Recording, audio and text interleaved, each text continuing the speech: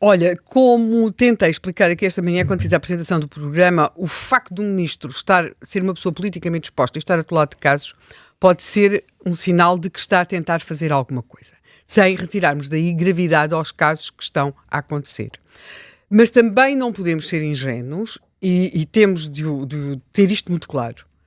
Haverá sempre erros no SNS. Sempre. Porque isso é sinal de que ele está a funcionar. Só, eu costumo dizer que só nas ditaduras é que não acontecem problemas, como é óbvio. Portanto, nós temos de perceber que há erros no sistema de ensino em Portugal, que há erros na justiça, que há erros no SNS. Isso é sinal que estão a trabalhar. Agora, temos de entender, nós temos neste momento, tal como temos um problema com a justiça, como é óbvio, com o funcionamento dos tribunais, temos um problema com o SNS, porque... E volto a repetir, nós não temos o problema de outros países, que é o problema da qualidade do serviço prestado. Em geral, haverá sempre decisões que são questionáveis, haverá sempre más decisões, porque trabalha-se com seres humanos, não é? E, portanto, haverá sempre erro. O erro faz parte. Agora, nós temos neste momento, claramente, um problema no acesso ao SNS, ou seja, aquilo que para a minha geração era um dado adquirido, que era, nós chegávamos e éramos atendidos, isso acabou. Não é? E eu sei, basta ver toda a documentação oficial que é produzida, há uma grande satisfação com, por exemplo, o aumento das consultas via online, não é? As consultas não presenciais, ou a tentar resolver tudo, ou muita coisa, através da linha SNS 24. Sim, tudo isso é verdade, mas tudo isso também tem um peso, quer dizer, é terrível. Para uma coisa, e não estou a falar para coisas complicadas, tenta uma consulta através e marcar a consulta e a linha e aquilo tudo, é complicadíssimo e desesperante e, em alguns casos, leva, claro, que a pessoa pensa, não, eu vou ao privado, acabou, não estou para isto, quer dizer, agora estou aqui a contar a história da minha vida de plataforma em plataforma, quer dizer, isto acontece. E também temos, muitas vezes, a própria linha SNS 24 para marcação normal de consultas muitas vezes não está disponível, portanto, há ali problemas de funcionamento e temos problemas de acesso que são óbvios, não é? A questão das urgências eu não consigo entender, e eu tive 4 partos, não consigo entender aquela coisa de ir para uma plataforma, ver qual é que é a urgência que está aberta e depois andar ali a ver se depois se é quarta, se é quinta, eu não entendi. Para mim o conceito de urgência rotativa é o mesmo conceito de roda quadrada. Não entendo a questão, para mim, as urgências não são rotativas, as urgências estão abertas 365 dias por ano e estão, quer dizer, porque acho que tem de haver um fator do próprio conceito de urgência, faz parte do fator, já que a urgência é imprevisível, o sítio onde nos atendem na urgência, esse sim tem de ser previsível, daí que seja claramente defensora da questão da concentração das urgências. Acho que não podemos ter urgências, o caso da Península de Setúbal é célebre, não é? E, efetivamente, a concentração de urgências faz todo sentido por uma questão de gestão de recursos humanos, recursos materiais e da própria segurança, porque para que as urgências funcionem, nomeadamente as de obstetrícia, é necessário que haja quem faça aquele tipo de intervenções, muitas vezes, e contudo algumas daquelas situações têm de excepcional, mas não apenas para estas urgências, para as outras também. Portanto, é nisto que estamos. Sim, haverá sempre casos. Agora, que um ministro esteja na corda bamba, por assim dizer, pode ser sinal que está a tentar fazer alguma coisa. E é aí que vamos chegar. Nós, a cada caso, a cada escândalo, a cada problema, a cada facto dramático, vamos descobrindo algo que é aquilo que habitualmente em português se diz, não dá para acreditar. Eu não imaginava que era assim, não é? E neste caso desta mãe e da sua filha, que morreram ambas, e note, nós não sabemos porque é que morreram, não é? Porque foi determinado pela equipa que atendeu a senhora no hospital que ela não deveria ficar internada e deveria voltar depois. Portanto, era uma pessoa num quadro de hipertensão. São decisões médicas que, de modo algum, pelo menos neste programa, não serão discutidas. Não cabe discutir se a decisão que a equipa médica tomou era a melhor ou se era a pior. O que cabe discutir-se, isso sim, porque isso é outro tipo de decisões. Portanto, esta decisão dos médicos, haverá certamente inquéritos, investigações. Sabe-se, como é óbvio, qualquer pessoa sabe, que hipertensão é um fator de risco muito grave durante a gravidez. e que motiva muitas vezes, de facto, internamentos das mães ou um acompanhamento muito mais rigoroso. Temos aqui, sim, cabe discutir, e, portanto, não é esta parte que nós aqui trataremos, portanto, eu muito ditatorialmente, também penso que ninguém tinha essa pretensão de discutir isso não vai ser discutido o facto, que realmente cabe naquela coluna do não dá para acreditar, que é o facto de não haver ligação, portanto, o sistema operativo informático do Hospital Amadora Sintra não é compatível, ou seja, não permite acesso ao sistema do centro de saúde, onde a senhora era seguida. Claro que pode dizer-se, como já tem sido dito, os médicos podem ter acesso de outra forma, há o velho e muito eficaz boletim da grávida. Sim. Tu fazes que sim com a cabeça, porque eu sou do tempo do boletim da grávida, não é? Imagino que continua a ser físico, Sim, que continua a existir físico, e apesar de tudo, para papel. todos os efeitos, dá sempre muito jeito. Onde está registado tudo, portanto, poderá ter havido aqui também outro tipo de avaliações, mas independentemente do que aconteceu neste caso, imaginemos que foi tudo visto, o boletim da grávida, essas coisas todas, houve ali uma avaliação que foi feita. Temos de perceber que não é comum ou não se imaginava que com tudo aquilo que tem sido investido na informatização na área da saúde, até porque note-se que remonta ainda ao governo Passos Coelho a decisão de criar o tal sistema informático único onde estivesse todo o nosso historial, para quando vamos a um hospital do SNS não nos estarem a pedir os exames que fizemos noutro hospital do SNS ou que nos mandaram fazer no centro de saúde, mas esse sistema, claro que todos nós imaginávamos que não era implementado de um dia para o outro, era uma coisa que demorava anos. Mas agora o que reparamos é que sobraram aqui os hospitais que tinham sido PPP. Ou seja, o que já tinha uma decisão muito discutível, que foi tomada nos governos de António Costa, de acabar com as PPP. As PPP tinham um elevado desempenho, todos os parâmetros da sua avaliação eram muito satisfatórios e positivos.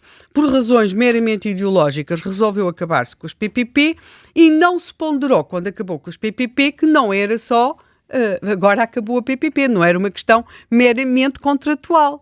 Havia uma questão a ter em conta, que era os hospitais que estavam a funcionar em PPP, porque eram administrados por entidades privadas, não tinham o mesmo sistema operativo do SNS. E, portanto, quando se pensou acabar com as PPP, isso deveria ter sido equacionado. Mas o governo da Geringonça, quando foi decidido o fim das PPP, já lá vai há muito tempo, mas esta questão informática manteve-se, não é? E viemos a saber disso por causa deste caso. Na verdade, nós vamos sabendo do que não está bem no SNS por causa dos casos, quando são dramáticos, com mortes ou consequências graves para a vida das pessoas, chamamos-lhe casos. Quando são coisas de dinheiros, sobretudo chamamos-lhes escândalos. E nós, por exemplo, acabámos a perceber que uma medida que todos nós acharíamos maravilhosa, que é o pagamento de adicionais às equipas médicas para acabar com as listas de espera, tiveram um efeito que nunca nenhum de nós teria imaginado, que é, além do imenso dinheiro que se gasta na chamada produção adicional, foram mais de 627 milhões de euros em pouco mais de 3 anos, estou a dar números do relatório da IGAS, da Inspeção Geral das Atividades em Saúde. Nós percebemos, por exemplo, que este Hospital Amadora Sintra, de que estamos aqui agora a falar, por este acontecimento trágico, tem 57% das operações feitas em horário extra, como fins de semana, o mesmo em Castelo Branco e Trás-os-Montes. Pode até acontecer que as equipas em horas extra tenham feito 31.400 cirurgias e só tenham realizado em horário de trabalho 23.500. Isto aconteceu no Amadora Sintra. Ou seja, aquilo que para nós é uma notícia sempre, coisas e tal, as listas de espera, os ministros aprovam, os governos aprovam o fim, o combate às listas de espera e depois percebemos que isto traz uma enorme perversão ao sistema e que é, de facto, em horário comum, fazem-se muito menos operações que em horários extra, o que nos pode levar a pensar. Não é apenas que as equipas trabalham mais nos horários extra, porque também recebem muito mais. É que, muito provavelmente, o tipo de cirurgias que se fazem em horário extra não é o mesmo que se fazem nos outros horários. Portanto, há aqui várias perversões do sistema. Há casos como Castelo Branco, também Trás-os-Montes, onde havia também problemas gravíssimos. A este nível da distorção no sistema. Depois tivemos, por exemplo, uma das formas de resolver a falta de médicos, o recurso aos tarefeiros. Uma coisa aparentemente muito positiva. O que nós nunca imaginámos é que os tarefeiros e as empresas que colocam os tarefeiros ganhassem uma tal preponderância dentro do SNS. Sim, porque os privados não têm este problema. Isto é completamente anedótico, não é? Isto é completamente anedótico. Portanto, se não fosse grave, a Helena Garrido diz que não fosse grave, é que isto é uma anedota. Estas empresas, porque na prática o SNS o que tem depois são, nós passamos a vida a dizer porque é o sistema público, e porque é público, mas está cativo de interesses de corporações e empresas privadas, porque senão não consegue funcionar. O facto de não ter sido gerido, como profissionalmente levou, é que se tornasse refém de diferentes interesses. Portanto, no caso dos tarefeiros, para lá do enorme preponderância que estes médicos têm, e claro que haverá sempre o recurso a tarefeiros, faz todo sentido. Agora, não com o peso que têm e não com o acabarmos com uma coisa verdadeiramente extraordinária, que é, qualquer um de nós que já foi atendido num hospital, mas nós... Posso ilustrar o teu pensamento? Podes, ilustra. Olha, estou a ler aqui o portal Base. Um hospital do interior do país acaba de adquirir serviços médicos de ginecologia para um período de 30 dias por 8.600 euros. Porque é porventura a única forma que tem de ter esse serviço. Ou seja, mas estes médicos tarefeiros não estão integrados numa escala hierárquica, não fazem parte de equipa. Portanto, vão lá, prestam o seu trabalho, e bem, não é? Não está em causa a qualidade ou falta dela, não é disso que está aqui a falar. Mais uma vez repito, não é essa a matéria do programa. O que está em causa é que todos nós sabemos que é completamente diferente estarmos integrados em equipas, coordenados com hierarquias, o que obriga, por exemplo, a questões como marcação de férias. Toda a gente se admira muito. Porque é que as urgências fecham no verão? Porque é completamente diferente a forma como alguém que está a trabalhar numa equipa, numa hierarquia que faz parte de um determinado serviço pode marcar as suas férias, ao passo que os tarefeiros são tarefeiros, podem marcar para quando quiserem, podem não ir trabalhar, não é? Portanto, se isto que é muito interessante para suprir ali uma necessidade do momento, torna-se um problema muito sério se ficarmos completamente diferentes dos tarefeiros, não é? Uma coisa é 1, 2, 3 tarefeiros dizerem que não vêm trabalhar em julho e agosto, outra coisa é de repente perceber-se que o serviço está dependente dos tarefeiros e, portanto, a unidade vai ter de fechar ali durante um tempo. Portanto, muitas vezes aquilo que nós encontramos é aquilo que se pensou que se tem procurado, tipo pense rápido, para resolver disfunções do sistema, acaba a criar distorções dentro do próprio sistema. Portanto, o que nós vemos agora com a Ana Paula Martins, penso eu, são duas coisas. Claro, há sempre problemas de financiamento, há sempre problemas de questão das verbas. Neste momento, o SNS gasta, portanto, está nos 17 mil milhões. Em poucos anos, o SNS duplicou aquilo que era a sua receita. Note-se que as receitas do SNS são praticamente dependentes, única e exclusivamente, do Orçamento do Estado. A questão das taxas moderadoras tem-se tornado cada vez mais residuais. Há, por exemplo, penso que é o Conselho de Finanças Públicas que recomenda até que o SNS comece a procurar diversificar as suas fontes de receita. A Helena Garrido depois até poderá explicar isso melhor, não é? Procurando, por exemplo, ser mais efetivo, até na prestação de serviços e de cobrança de tratamentos que são efetuados e que depois devem ser pagos pelas seguradoras. Também em relação a países estrangeiros, e aí nos países estrangeiros temos campos completamente diferentes, não é? Outros países, nomeadamente países da União Europeia, e depois temos aqueles acordos que nos deixam sempre aqui, às vezes, com muitas dúvidas, em relação aos PALOP, não é?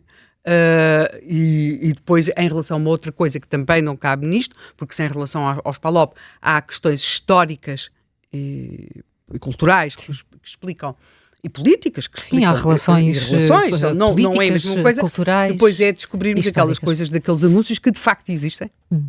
Não é? Se quer ir ter bebê, o seu filho nasce em Portugal, e para países com os quais a nossa relação não é nada. E as pessoas pagavam e pagam, e não é nada pouco, não é? Porque as empresas trazem essas senhoras, instalam-nos aqui em apartamentos, e depois o que levou terá sido um caso desse género, não estou a dizer com pagamento ou sem ele, porque isso não sei, mas desse tipo de informação que terá levado àquele caso, aquela mãe que depois levou à admissão, que morreu, que levou à admissão da ministra Marta Temido. E aqui chegamos, até porque nós hoje vamos ter muitos convidados, também temos aqui a Helena Garrido a ajudar-nos a dar aqui uma visão mais de